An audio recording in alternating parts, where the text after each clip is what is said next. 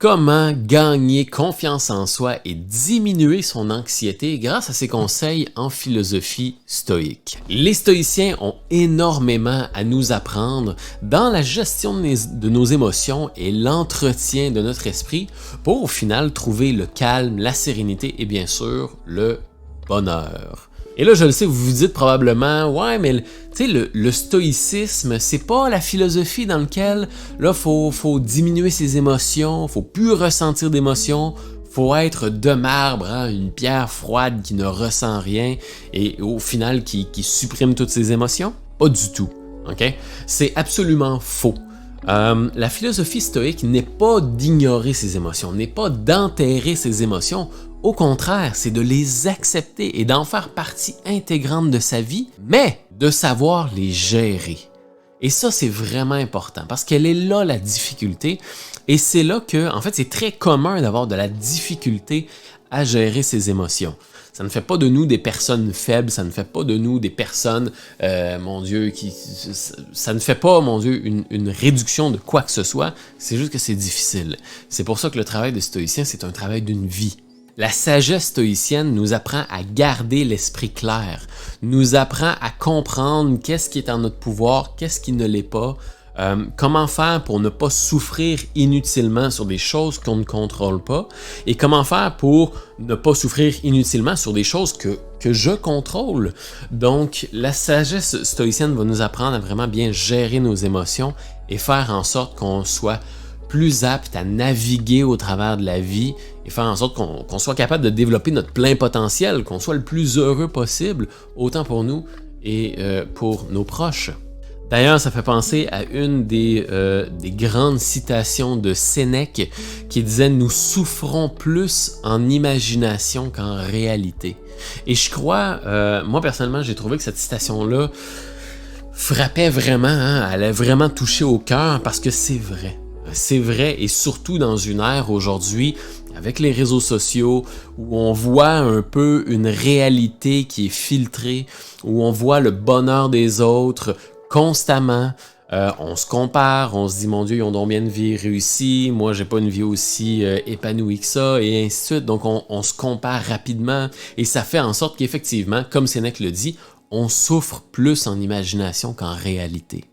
Donc c'est pour cette raison-là qu'aujourd'hui dans cette vidéo-là, je veux vous parler, en fait je veux faire une série de 11 vidéos qui va vous parler justement de 11 trucs pour gagner confiance en soi et diminuer votre anxiété pour au final que vous soyez plus heureux et que vous ayez plus de facilité à naviguer au travers de la vie. Et donc aujourd'hui, ça va être la toute première capsule de 11 capsules qu'on va attaquer pour vous aider à gagner confiance en soi et diminuer votre anxiété. Donc, une des toutes premières choses à mettre en place lorsqu'on souhaite gagner confiance en soi et diminuer son anxiété, c'est d'oser vivre des défis. Si vous souhaitez gagner confiance en vous, la première chose qu'il faut faire, c'est de commencer à embrasser l'adversité. Ça paraît peut-être un peu contre-intuitif parce qu'on est habitué justement de vivre dans un monde où, maintenant, on a de la technologie, on a des produits, on a des outils pour rendre notre monde de plus en plus facile.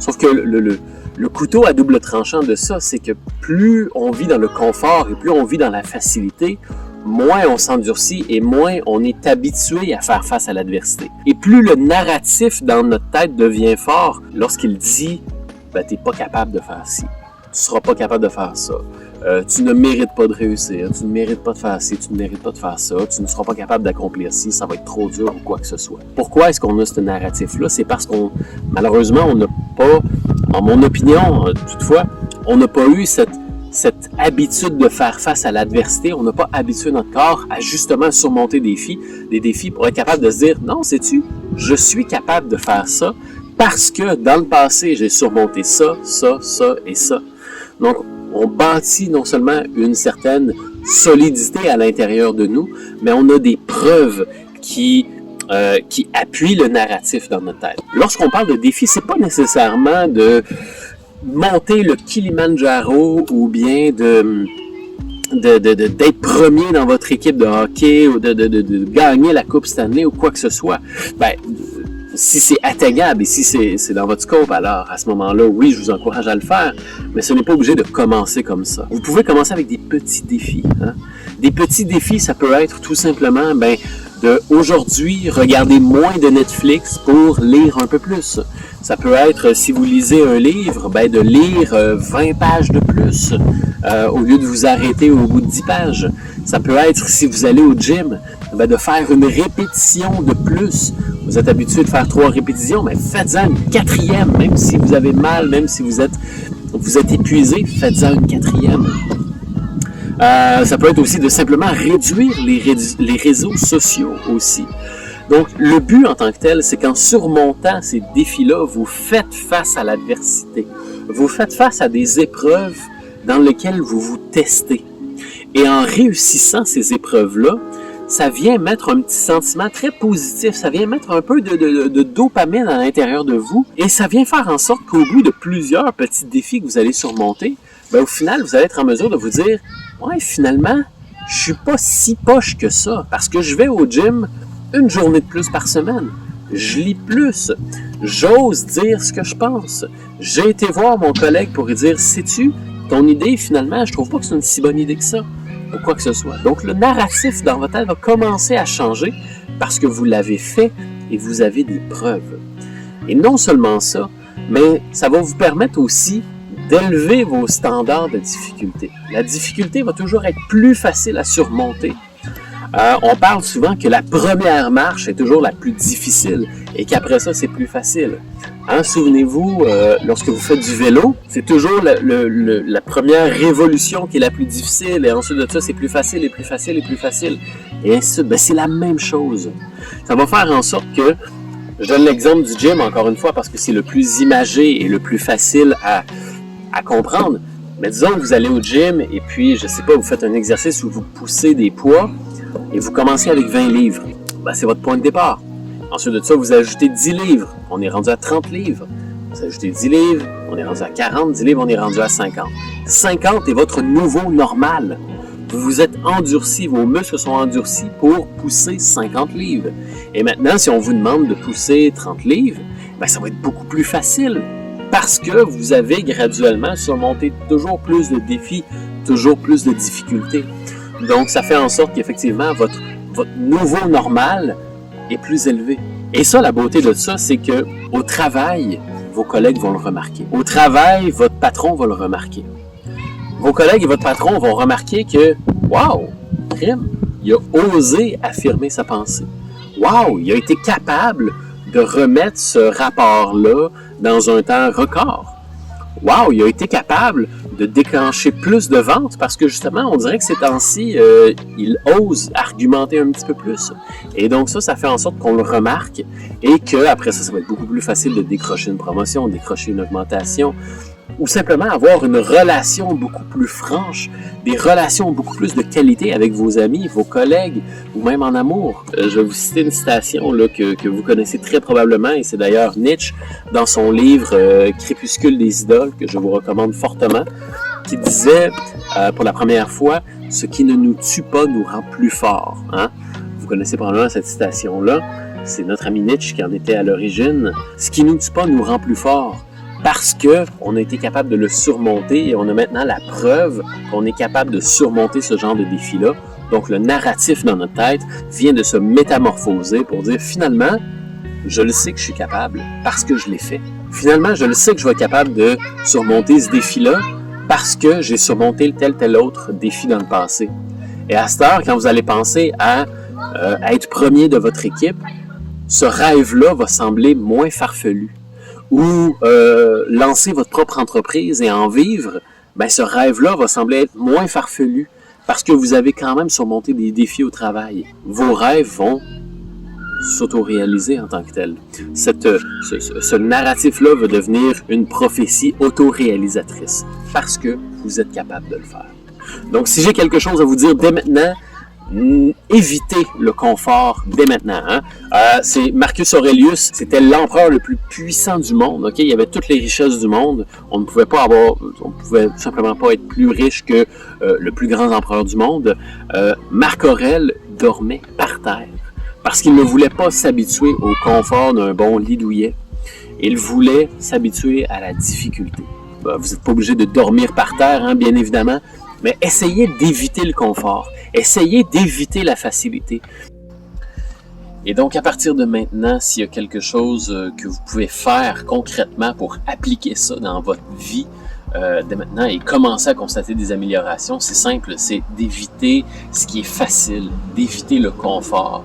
Et s'il y a un défi, s'il y a quelque chose de difficile ou de peut-être un petit peu d'adversité devant vous, eh bien, au lieu de le craindre et de penser que, mon Dieu, tout va partir en vrille, eh bien, de se donner peut-être un petit peu, là, de prendre un grand respire et de l'attaquer, ce défi-là, d'attaquer cette adversité-là pour justement vous donner un petit peu de capital de confiance en soi, d'aller commencer à monter un petit peu votre tableau de chasse de défis, de faire en sorte que on devient toujours un petit peu plus solide jour après jour. Donc si, je sais pas, vous êtes sur Tinder, vous swipez sur Tinder, ben fermez ça. Puis allez parler avec des gens, allez discuter avec des amis, allez voir des gens dans un bar ou quoi que ce soit. S'il y a une idée que vous aimeriez proposer à vos collègues ou à votre patron, eh bien, allez-y, planifiez une rencontre avec votre patron pour lui dire « Hey, j'ai une idée, j'aimerais te la montrer ». Ou au contraire, si vous êtes au gym ou vous faites du sport ou quoi que ce soit, eh bien, restez 30 minutes de plus, 1 heure de plus après la pratique. Pousser un petit peu plus, mais allez chercher un petit peu cette adversité-là, allez chercher des défis, commencez à aller chercher de la difficulté, votre corps et votre esprit vont vous en remercier, ça c'est sûr. D'ailleurs, si vous êtes des lecteurs, hein, si vous cherchez quelques bons livres à lire pour faire en sorte que vous puissiez élargir vos horizons, eh bien je vous recommande fortement encore une fois le livre Crépuscule des idoles de notre ami Nietzsche, un fabuleux livre très complet. Le livre Courage is Calling de Ryan Holiday. En français, c'est Le courage appelle, un livre fabuleux, vraiment très intéressant, comme vous pouvez le voir avec toutes les petites notes que j'ai prises. Un livre qui parle entièrement de tout ce qui est le courage, comment foncer tête baissée vers vos objectifs, comment dompter le courage, comment dompter l'adversité, la peur, un livre fabuleux. Et puis finalement, le livre The Obstacle is the Way par Ryan Holiday, encore une fois. En français, ce serait L'obstacle est le chemin, encore une fois, un livre phénoménal sur l'adversité. Comment transformer les obstacles en un chemin qui nous amène encore plus loin. Voilà, 3 excellents livres que je vous recommande. Vous allez trouver les liens pour les trouver sur Amazon en description. Il n'y a pas de lien d'affilié, donc amusez-vous. Et donc voilà, c'est déjà tout pour notre toute première capsule de cette longue série de 11 capsules. Si vous voulez déjà toutes les avoir sans avoir à attendre pour la prochaine, je vous invite à vous rendre sur mementomori.academy. Il y a un article de blog complet qui liste les 11. Vous trouverez toute la sagesse qui les accompagne. Sinon, je vous encourage fortement à vous abonner. Hein? Cliquez sur le bouton rouge s'abonner, cliquez sur la cloche, tout le kit pour être tenu au courant des prochaines vidéos et des prochaines capsules qui sortiront, dans lesquelles je partagerai avec vous mes pensées, mes réflexions,